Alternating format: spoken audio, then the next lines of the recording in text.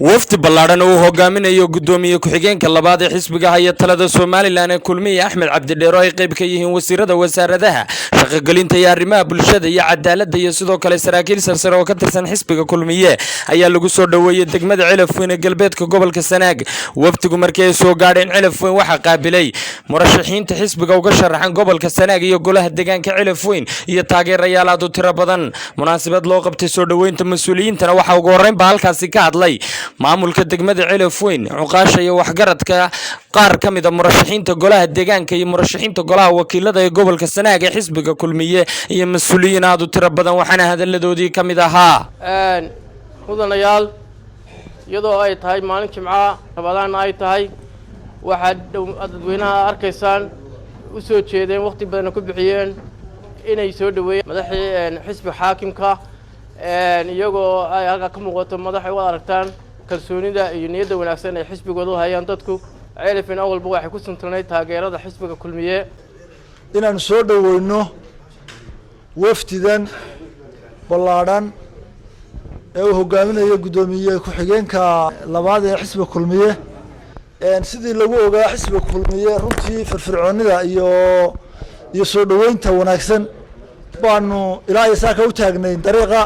dadka weynaha halka jooga ee dumarka u badan dhalinyarada wafdiga yimi oo dhan sidii ay ahaan jirtay baanu salaan sharaf baan ku soo dhaweynayaa salaan sharaf leh iyadoo aan hebel aanan odhanin sida sharafta leh ee uu hogaaminayo gudoomiye ku-xigeenka xisbiga kulmiye iyo wafdida uu wato iyo laamaha kale dawladda ee ka soo qayb galay isugu dhawaa dawladdayadii iyo dadkayagii iyo dadkayagii waxaanu leenahay soo muruxsanoo dee idiin nimi wasalaamu calaykum idinna waxaanu idin leenahay soo dhawaada ku soo dhawaada degmadiinnii waayo arag baa degmadan ka timina waa wada taqaanuuna waxaa jira wasiirro 6 bilood iyo 5 bilood halkan dana deegaanku lahaa halkan u fadhiyey gudoomiyaha laftiisu in badan buu maray iyo mas'uuliyiin kale qaranka ka socota waan idin soo dhaweynaynaa soo dhawaada baanu leenahay gudoomiye ku-xigeenka labaad iyo wafdiga uu hogaaminayo yaanu halkan ku sugaynay shilaa shalayto aanu taagnayn degmadoodii baanu ku soo dhaweynaynaa degmadayadii aanu wakiilka uga ahayn xisbiga baanu ku soo dhaweynaynaa xisbiga kulmiye Celafweyn waa tiirarka adag ee uu ku taagan yahay ka mid tahay xisbi nagaga tugtugroon ama nagaga awood badan Celafweyn ma jiro annagu waxaanu leenahay kulmiye waa Celafweyn waa kulmiye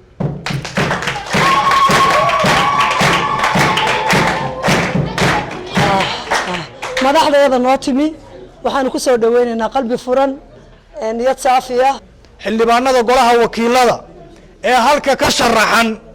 inaa codkiina ku ururisaan oo aanay xildhibaanadaas idinku soo dhicin degmooyinku way tartamayaan garadag cid baa ka tartamaysa Celafweynna cid baa ka tartamaysa ceergaabona cid baa ka tartamaysa xildhibaanada idin tartamayaan reer Celafweynow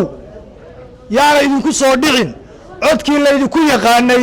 siiya oo ku soo saara si ay golaha baarlamaanka idinku matelaan gabagabadiina waxaa halkaasi ka hadlay wasiirka wasaaradda shaqada iyo arrimaha bulshada Soomaaliland Mustafa Maxamuud Cali Bile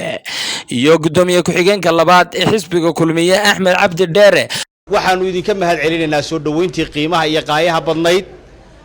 iyadoo wali baanu ka cudur daaranayno inaanu ku soo beeganay maalin jimco ah oo rabadaana waliba labadii duhurnimo waanu rajaynayno haddaanu waqti ku habboon iman lahayn inaad wacdara intaa ka weyn dhigi lahaydeen aad iyo aad baanu idinka mahad celinaynaa ilaa maanta markaanu soo gallay soonaha gobolka Sanaag ilaa Garadag waxaanu dareemaynay firfircooni soo dhaweyn kulbiyanimo calaamadii kulmiye nolol waxba indhaha iyagu arkayeen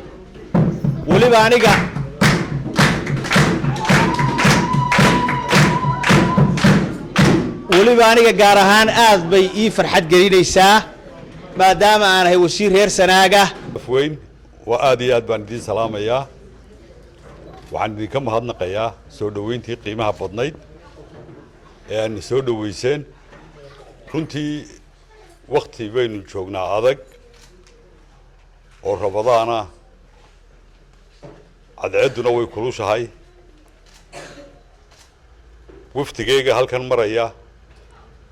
maanta umaanu socon hawlo kale waxaanu soconnay hal qodob oo ah musharaxiinta ka sharaxan gobolkan iyo gobollada kale Somaliland inaanu la arrinsanno